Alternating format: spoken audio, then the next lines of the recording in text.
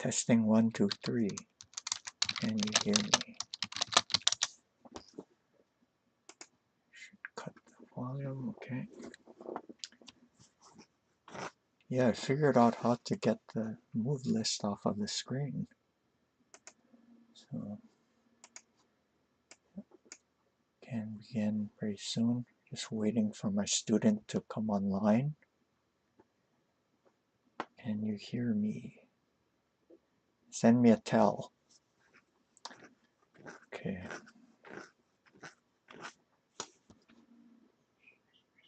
Okay, great. Can begin. Alright, we're going to start off with that position that you asked about. We were looking at the bogin. So you wanted to know what happens on this move. And I'm glad you asked that question, because it really lets me know that you're not just taking in the analysis passively, and you're actually thinking about what's going on in front of you. So let's see. Start a counterattack against the rook. That's familiar. That should be familiar to you already. And then I stopped at this point, and I just said, it's good for white.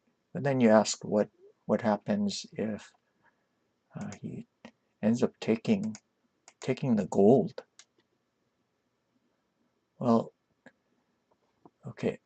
So first one you take here. So he got 2 pieces for the rook.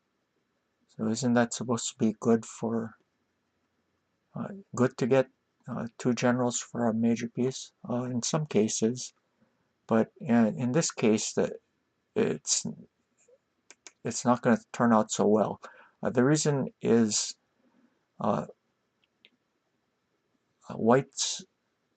black's attack is going to be kind of slow.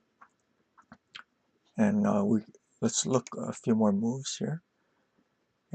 So first of all, he saves his knight, and he also threatens 4-5 knight.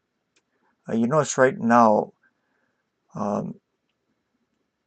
you're kind of thinking that maybe white can't drop the rook on 2-8 because of 3-9 gold, and so he might have some problems while black can just kind of plod on ahead. Well, that's actually not going to happen. Okay. And now, what do you think white should play? Remember, we're looking at it from white's side.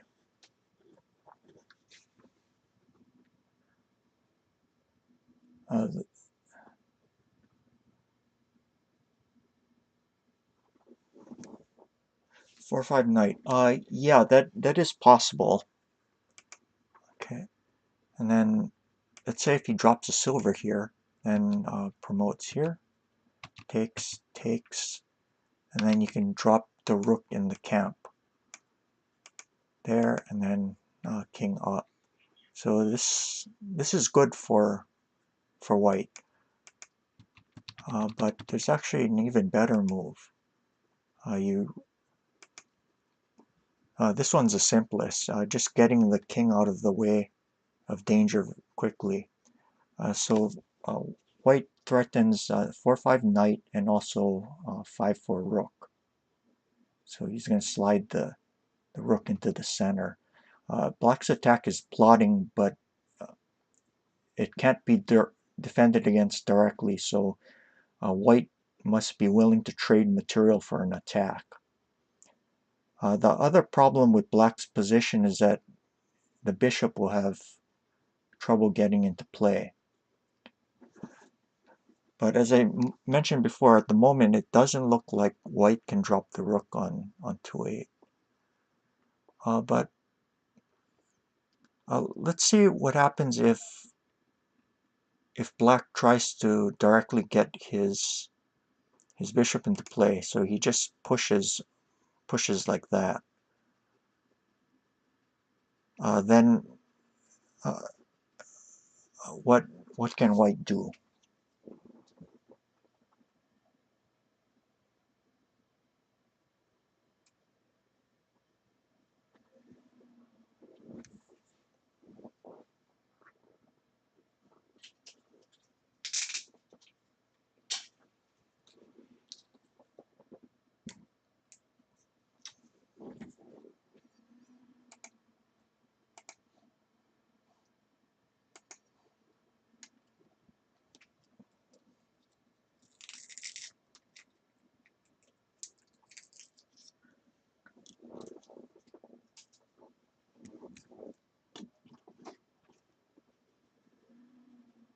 Okay, now let me show you the move.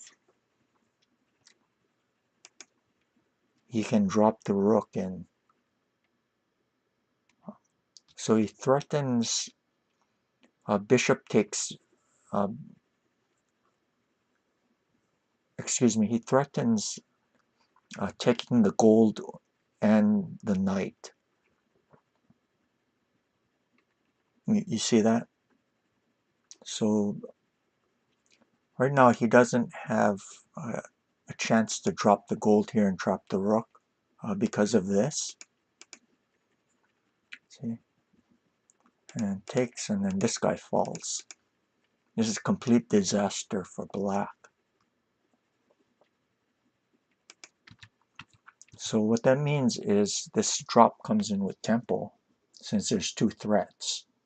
One taking the knight and one taking the gold. So this just underlines how much trouble black is in. There's more problems than with his position than it might actually seem.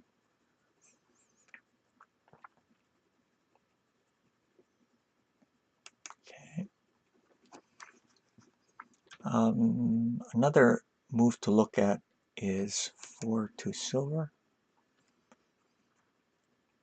Inching toward, can't black just make a bishop exchange? Okay. Yeah, like this. And then, no, it's good that you ask. He doesn't, you see, if he recaptures like this, then maybe like here. So he's not going to capture the bishop. He's going to play this. You see, this is a threat mate. So he not only threatens mate, but he can always capture the bishop later. See? So you notice that white's making use of these tempo moves. Very important to use tempo. When you have initiative, it's almost like the opponent doesn't have a chance to do what he wants. So, okay. I'm glad you asked that question though. Okay. Yeah, it tells me you're thinking. Okay, so let's see what happens when he runs the silver over. And then next he can try taking the pawn on 4-3. So you quickly get jump the knight like this. And now he threatens 5-7 knight, no promotion, non-promotion. That's a tesuji when you have a rook in hand. So knight hits the gold. So please remember that.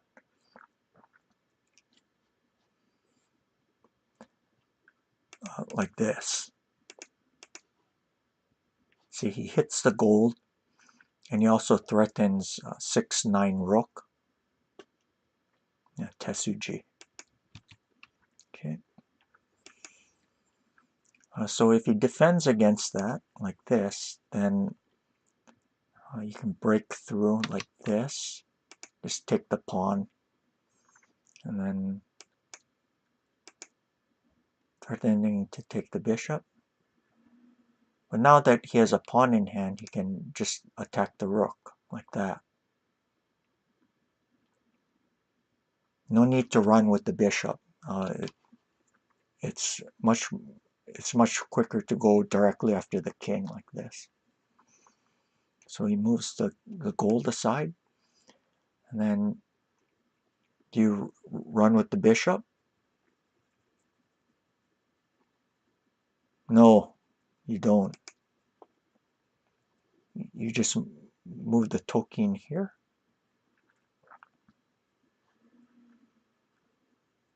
And then king over, and then now you can move the bishop. So you see he made use of his initiative, and he can move the bishop at the right time.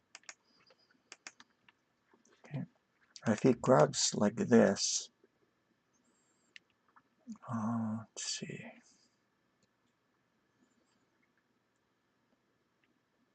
I guess one thing he can do is take like this. He can also promote it, like here, threatening mate.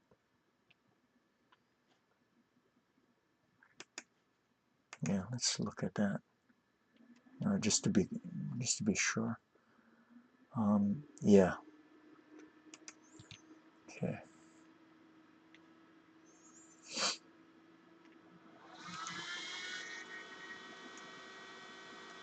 Let me just go back a couple moves.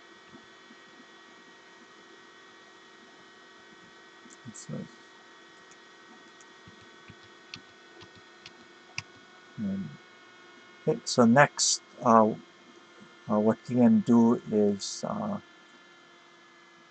you can take on 5/7 with either the token or the knight. So he's gonna bust through. Okay, let's go back, and then so you ask, well, what happens? So if he can't open his bishop's diagonal, what happens if he plays like some waiting moves like 3/9 gold, like that, and then maybe he can play to open the bishop's diagonal next. Well, the problem with that is still 4/5 knight. Okay, here, and then now, how how should white continue?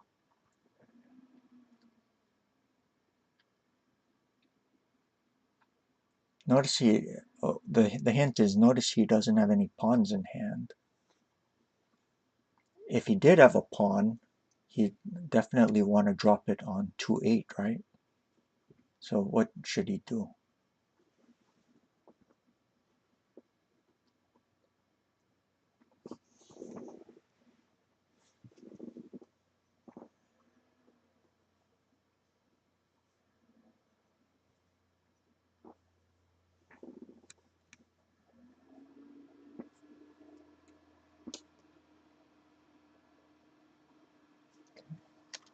He grabs on 5/7. He just sacks the knight temporarily, and then he can, now that he has a pawn in hand, he can drop it here.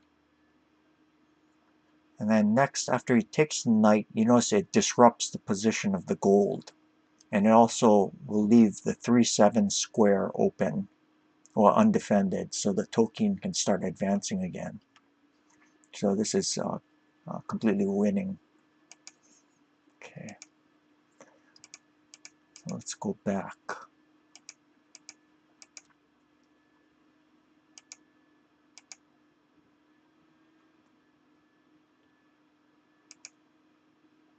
Okay, so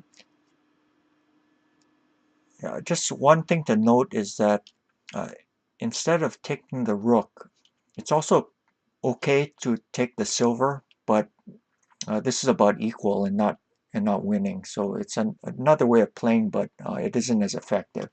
But I just want to show this, just to show you this maneuver, this rook maneuver. Okay, so he has to move the rook back, and then now,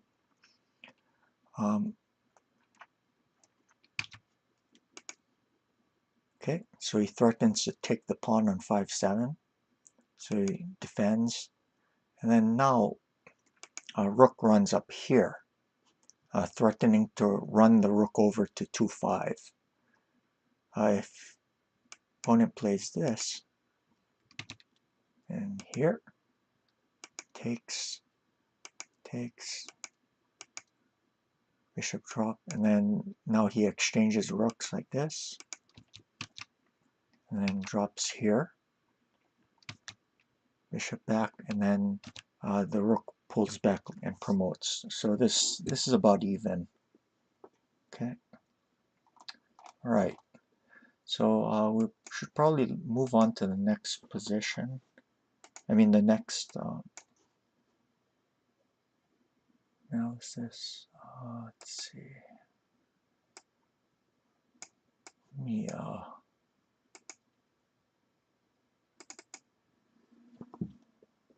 okay, I'm gonna close this one. Let's see if it's still up. Okay, good.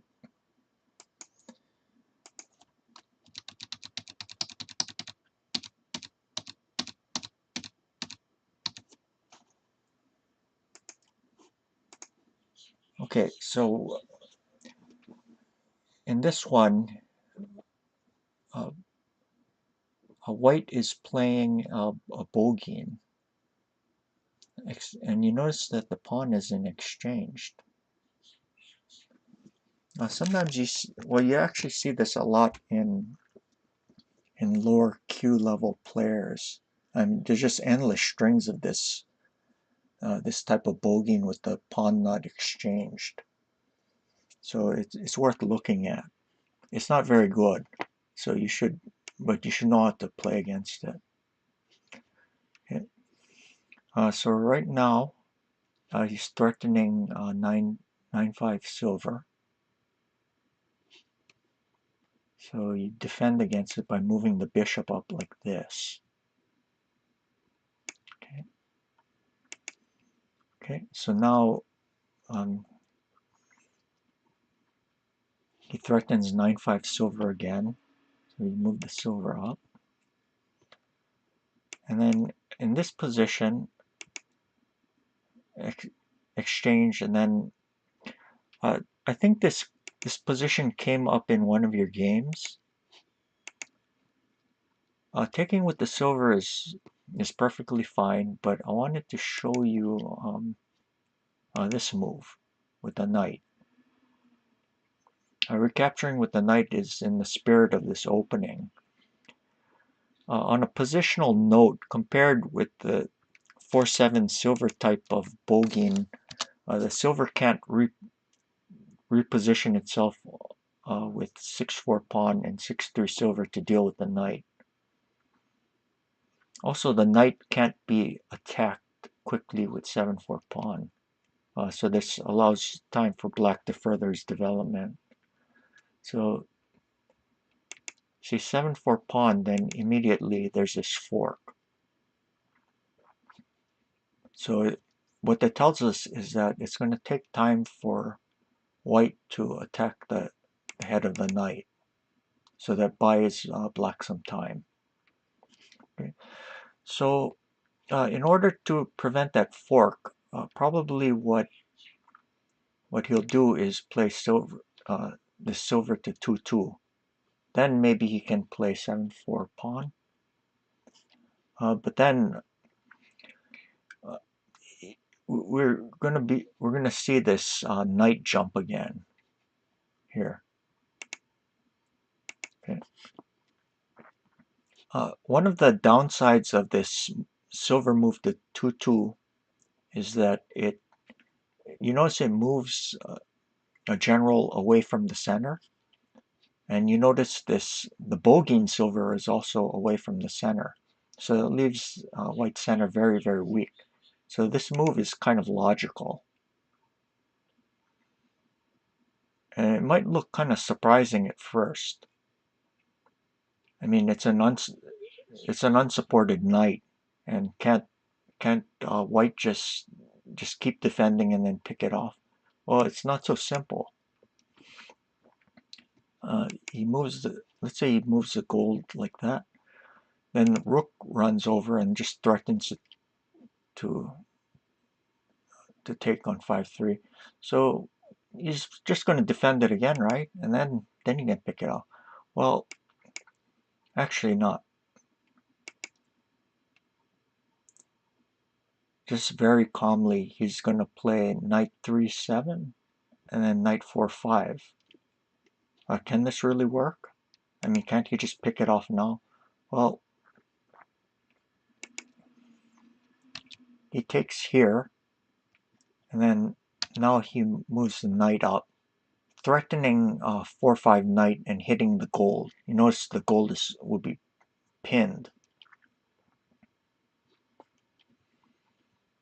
So if he moves if he plays a move like 4-4 pawn to defend against it, how should, I mean, does this really work? How should black continue?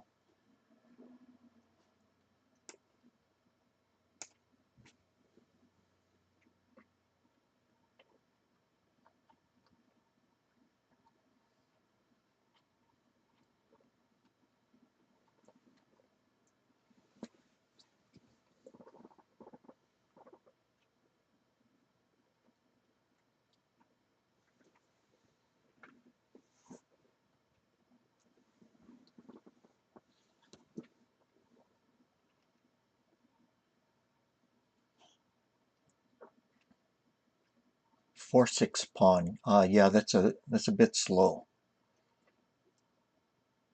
Notice the relationship between the gold on 5-3 and the silver on 2-2. There's some geometry here. And this move just shows that 4-4 pawn is a complete fail. Didn't stop this move at all.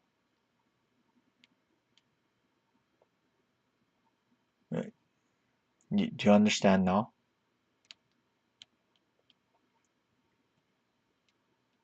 Because if takes, then what? Okay, he drops the bishop here. And he's going to win one of the pieces back.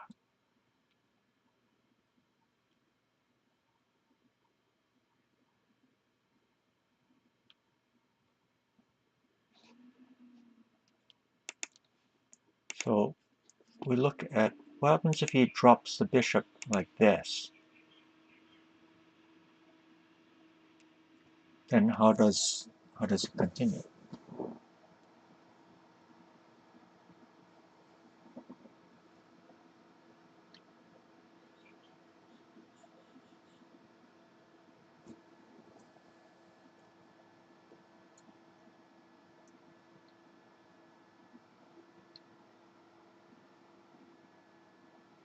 See, if he takes 5-3 bishop promotes, then the bishop just recaptures.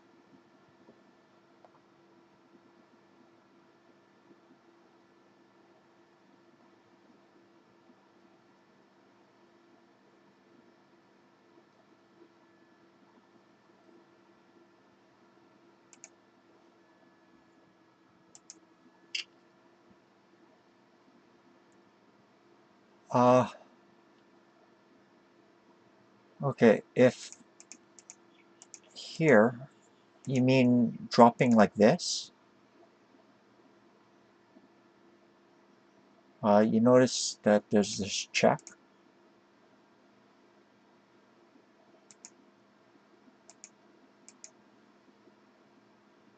If he drops the gold here, then there's this check. And then he can get out of the way. There's time to get out of the way. Okay. So in this position, we have to remember we're not obliged to capture the gold with the bishop. Instead, we should use the rook, like this. And let me move that up to first. Okay. And then now takes here, then the silver drops. So this is very good for black. Okay. Okay, so 4-4 pawn is a complete failure. It's almost, the thing's almost as bad as passing a move.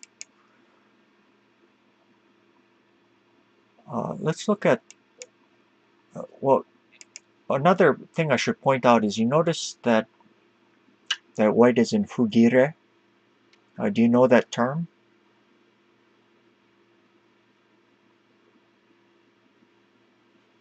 Well, let me type it for you so that you know the kanji. fukire. This is when one side is out of pawns. Yes, no pawns in hand. So if he did have a pawn in hand, of course he'd want to drop it on 5-4. But since he doesn't have a pawn, let's say if he's going to drop something, he would have to drop like a knight, like that. But then there's this pawn push, and if he takes it, then you drop the pawn here. See, and if threatening to promote next, and if the knight takes, then you kill it like that. If the silver takes, then the knight forks the gold and the silver. Also, the 3-2 square is open.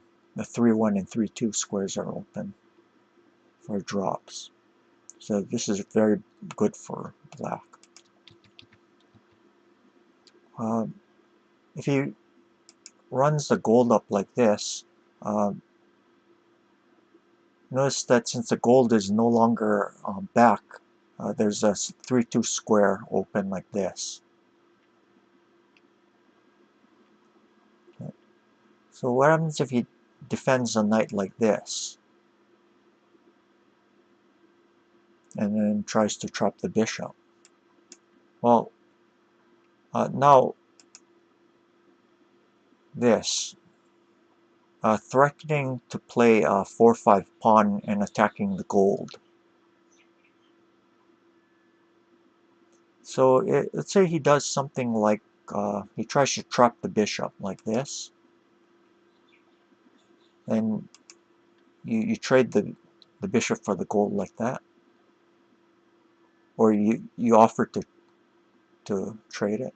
If he runs up like this, now you can take and then take this way.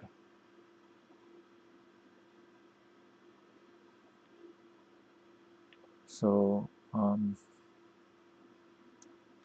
okay, so he threatens to take on 6-4 next. But what happens if he does this though?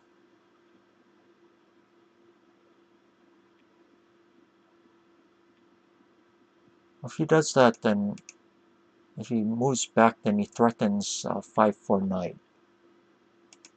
What happens if he does this?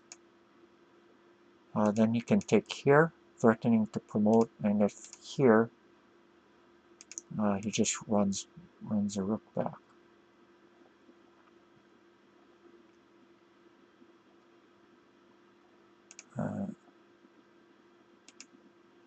Here, then like this.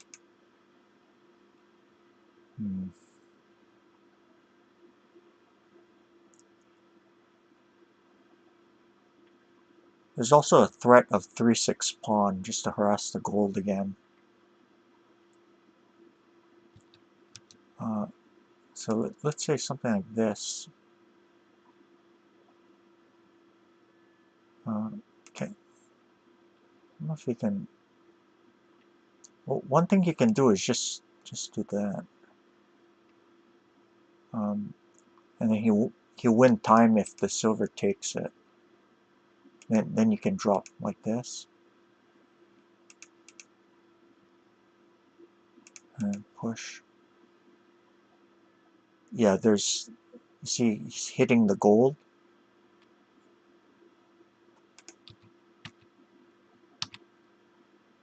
If up, then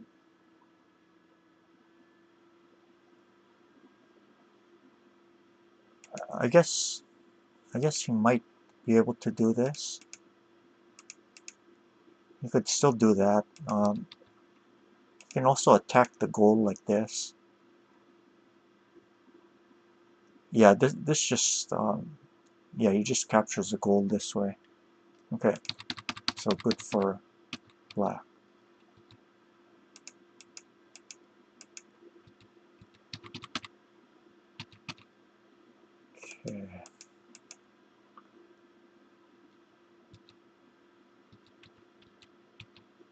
And if he runs the king up this way, then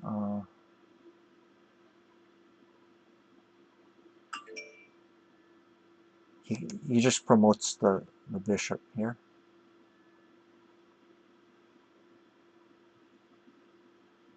That.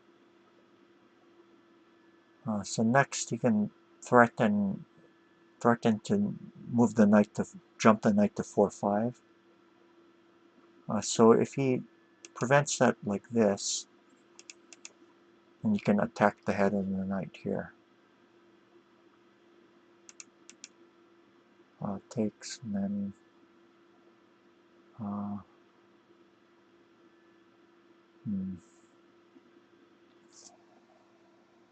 actually this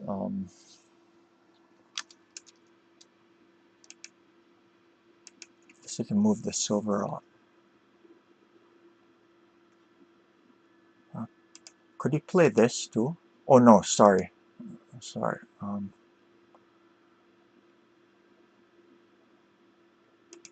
Maybe like this.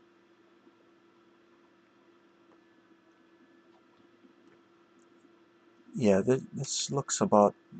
This thing still looks kind of unclear. Yeah. So he might just do this.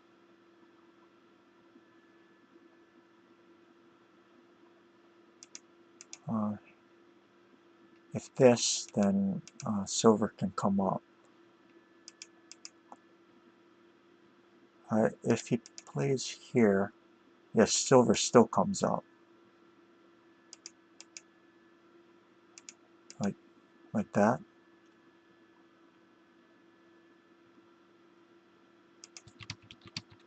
Okay.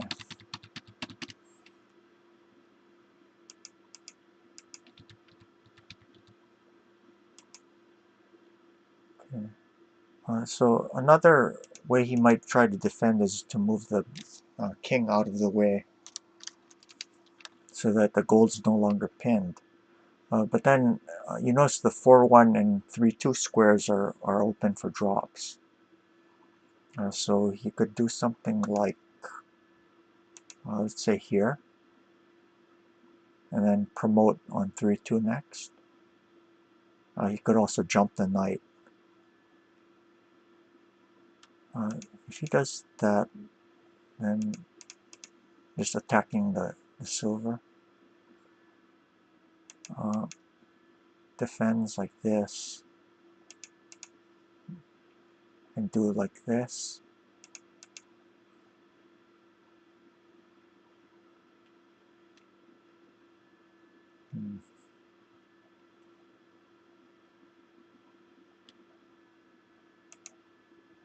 Maybe now he can threaten here.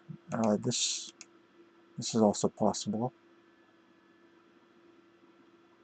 Yeah, because if takes, then there's this. Yeah. Okay.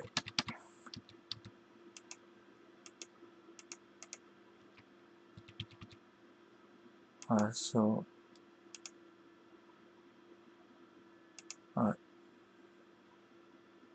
bishop drop here.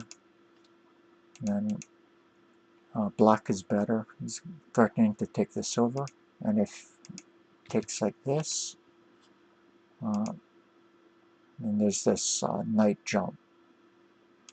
Okay. So let's look at that again quickly. Silver is perfectly normal. I mean, perfectly okay. But you should also consider this knight taking with the knight. Okay. All right. Yeah. Let's save that and then move on to the next thing. Unless you had some questions.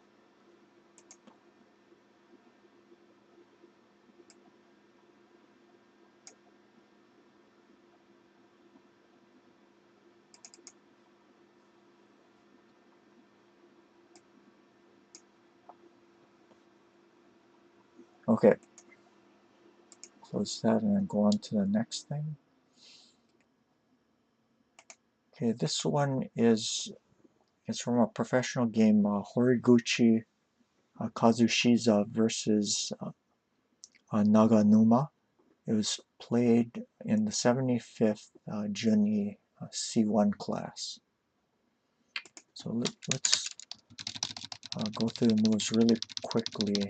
Then, okay, so we can see this. This is a left Mino, and white uses Yagura. Okay.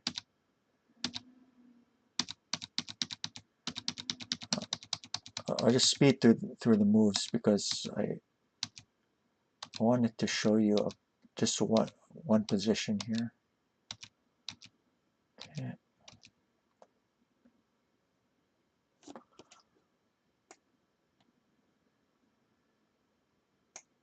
Yeah, it's this one.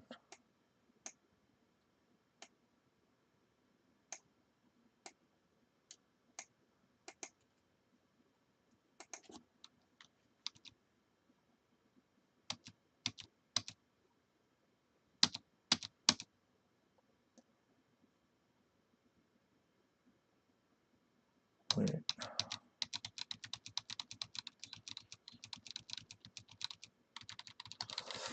Sorry, let me flip this board. I'm looking at it from the wrong side.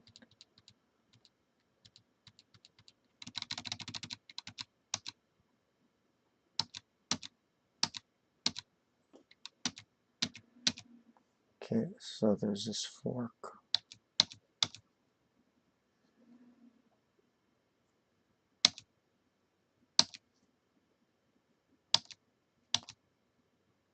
Okay, this is the position. Sorry, I moved too far. Okay,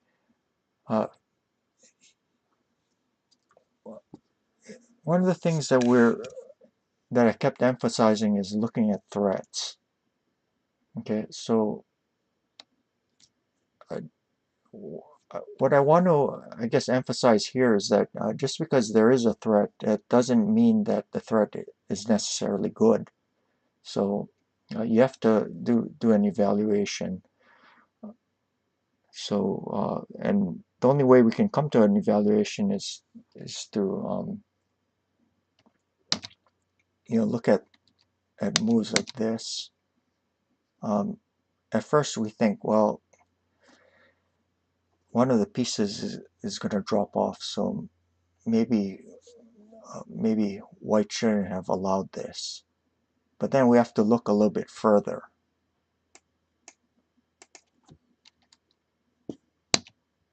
Okay, so the rook drops. If silver takes, then it'll give the rook time to escape. Or he might even just ignore it. Well, actually, he could probably attack and defend like this. So he takes the rook, and then now, what should white play?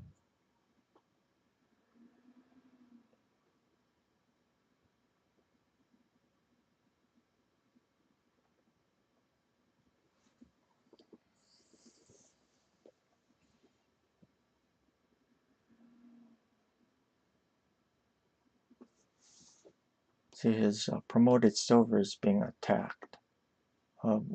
What usually you don't want to do is exchange off the attacker like that, because then you have to start building up the attack again.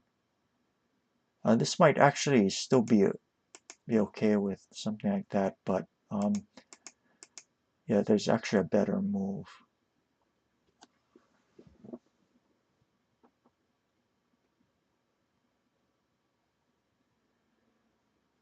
Yes, you promote the pawn here, and knight takes, and then what?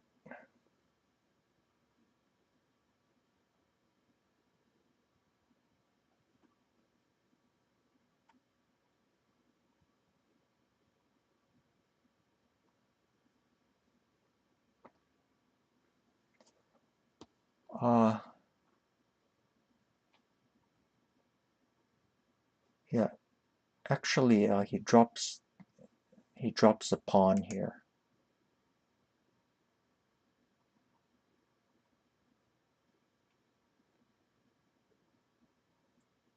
You see, if he grabs like this, then he promotes with the pawn. And you notice that black doesn't get the any gold in hand. So it makes it difficult for him to defend.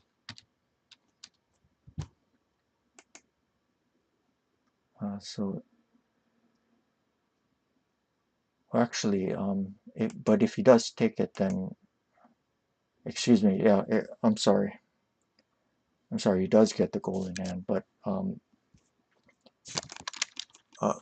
wait, let me take a look at this.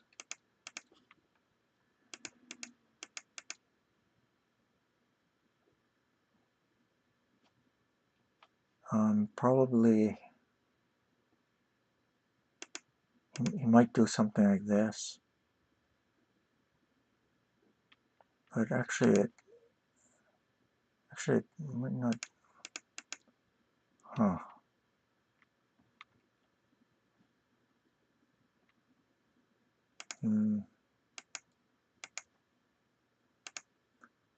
Yeah.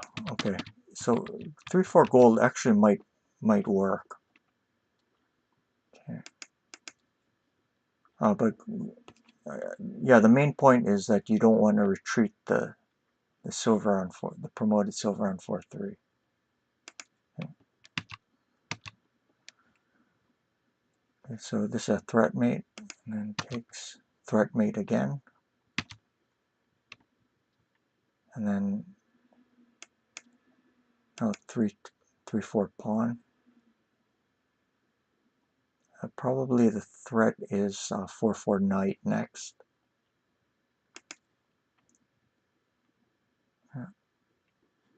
And then another solid attacking move. So,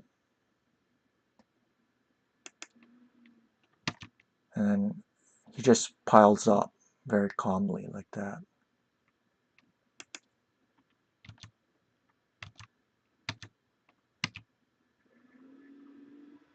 And promote and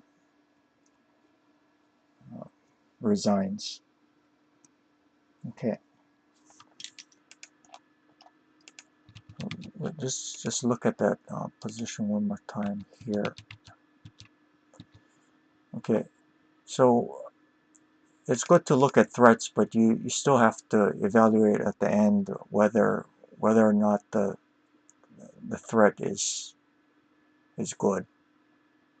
So white correctly saw that this fork didn't matter. So even though it's good to look at threats, you still have to evaluate. Does that kind of make sense?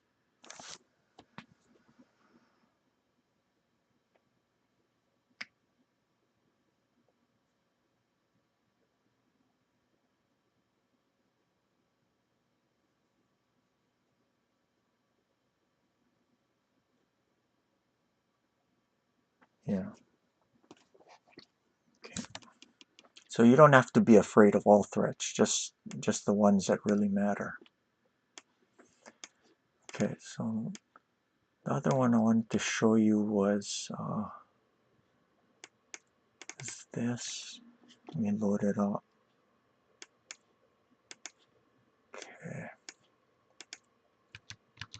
This was a game between Sato Amahiko Meijin versus Maruyama, and it was played last year during the 30th Ryuo tournament. Okay, so Maruyama just exchanged bishops, so it's a move lost bishop exchange opening. This is one of his specialties.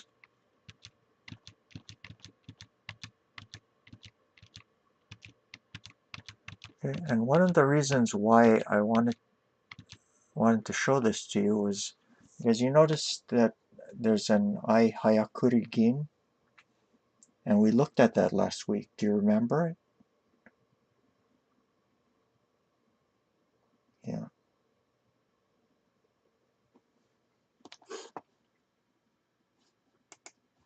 Yeah.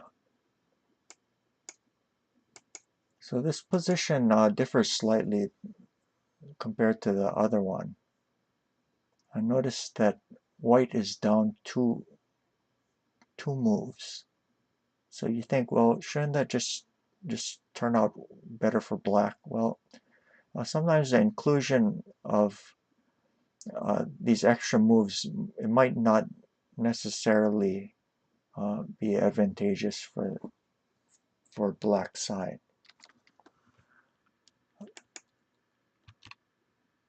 And that actually shows up in one of the variations.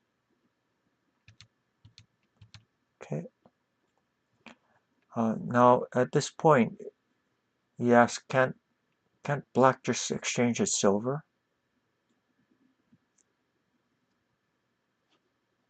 I don't know, take a look at it and tell me. Can he play 2-4 pawn? 2-4 pawn, 2-4 pawn, 2-4 silver, 2-4 silver, 2-4 rook. Is that possible? Let me just show you. Like this.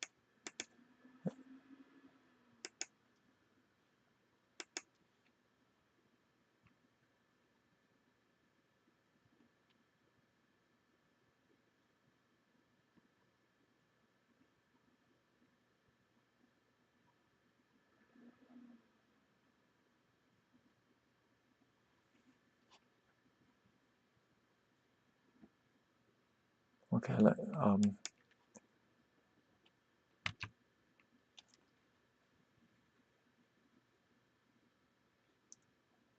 so silver takes. And then what does white play in response to that?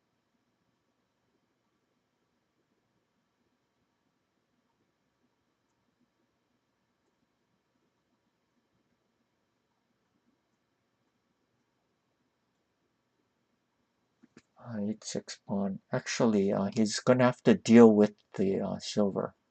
If he plays like this, he's going to take here and then promote the rook next.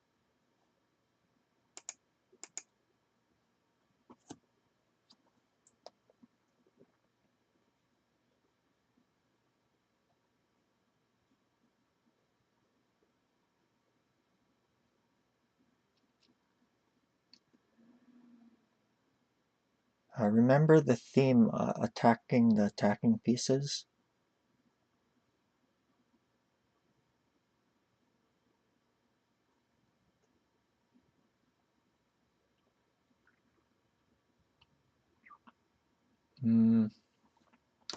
If he drops the bishop like this, I don't know, he might just drop like this.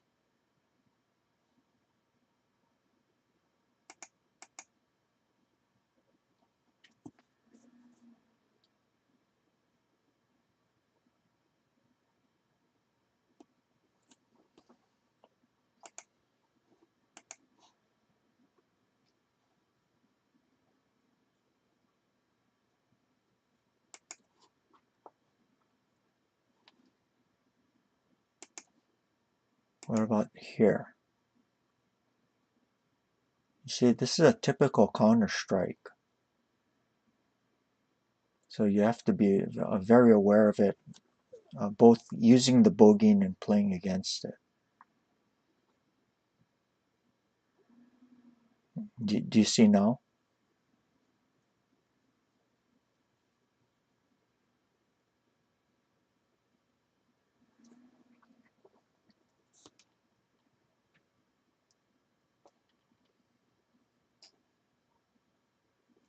Okay, if he runs away like this, then the silver falls. Okay, so he just lost the silver. If he takes it, then there's this bishop drop. So what was interesting is that black was up two moves, but the inclusion of the move 6-6 pawn hurt him here. so you can't go into this line.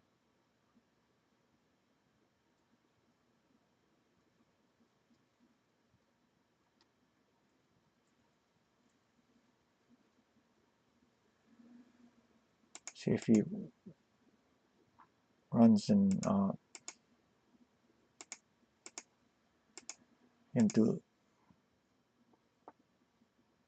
I don't know, could he even take here and do something like that?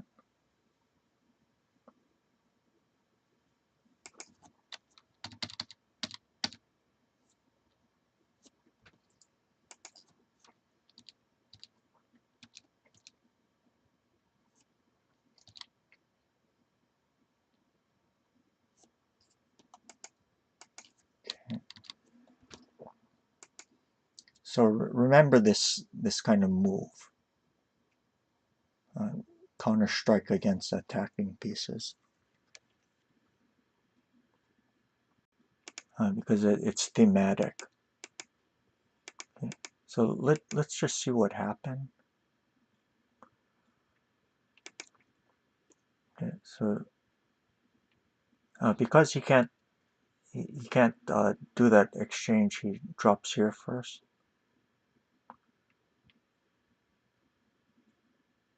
And then he retreats it. If he pushes here, I think he can just take this. What does black play here?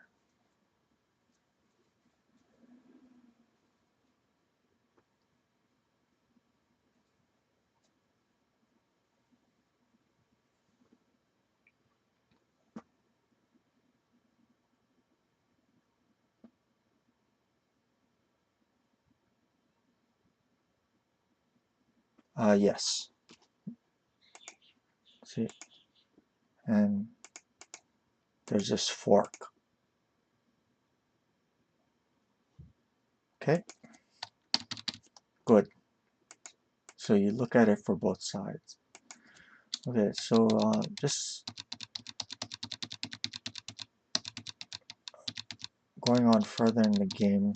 Let's see. I wanted to show the positions start to get really good for black.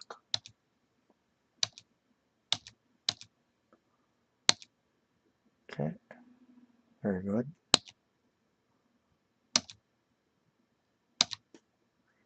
Okay, so here the bishop is being attacked, so he has to do something. Probably, well, exchanging it for the silver doesn't look like it works. So he's gonna have to retreat the bishop. Do you know what square he should move it to?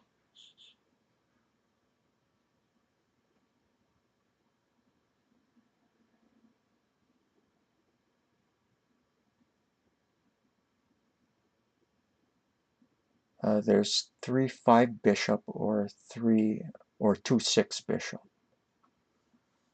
So either here or here. I'll give you a choice. Which one's better?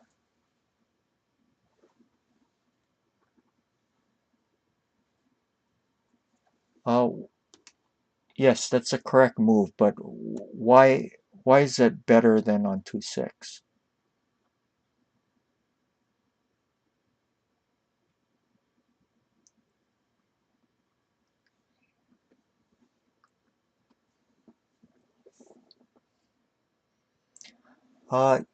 Yeah, that's part of the reason that it blocks the rook.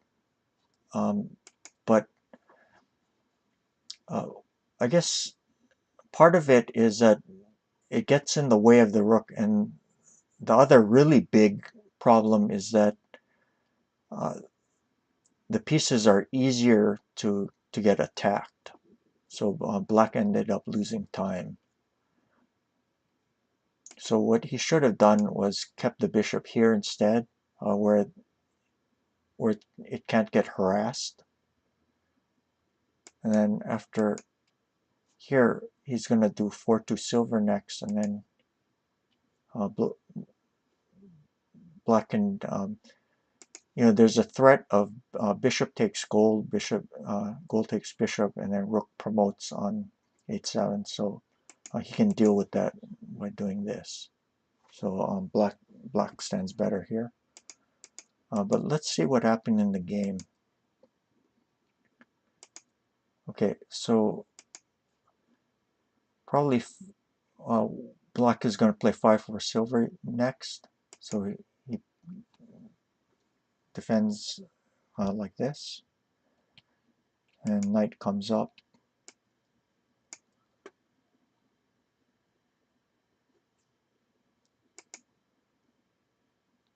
And then this move comes in. And then we can kind of see what's going to happen.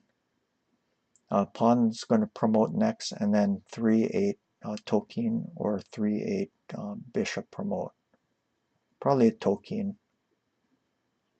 So the rooks starts getting harassed. And making room for the knight.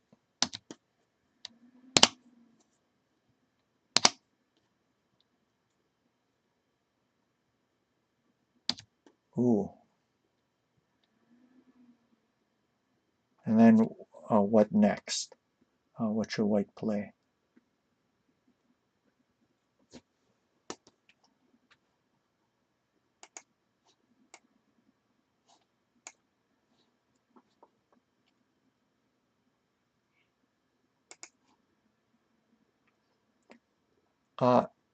Actually, it's better to hold the pawn back 1 square and drop it here, and then threaten to promote it next. So you notice his major pieces are starting to get attacked very severely. Okay. So here, and promotes.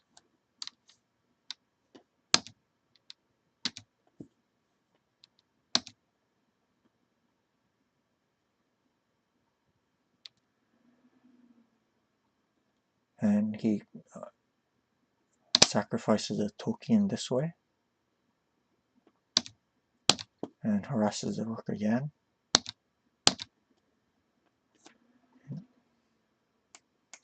And this is mainly the what I wanted to. I mean, this attack on the rook was mainly what I want to show you. So I'll just speed through the rest of the game.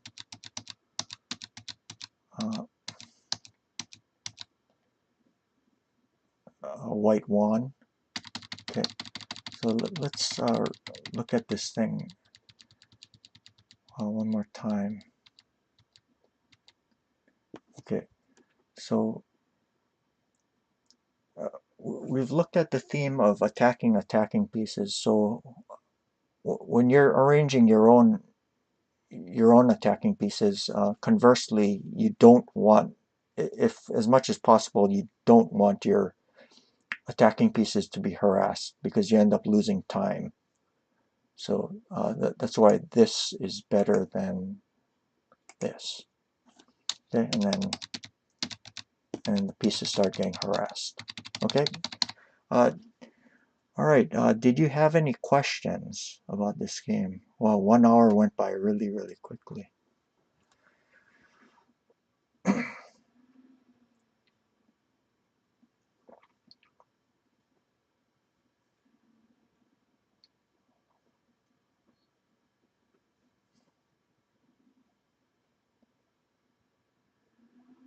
No questions. Okay, good.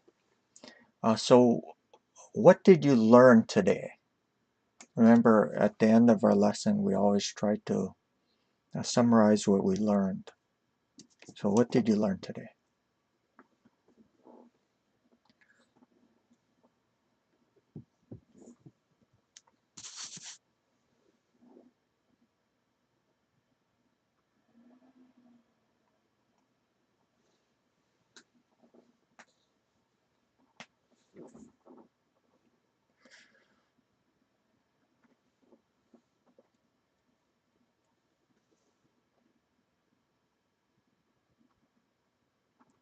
right? So just because something is a threat, it doesn't mean that we have to avoid going into lines. We always have to evaluate. So that's one theme.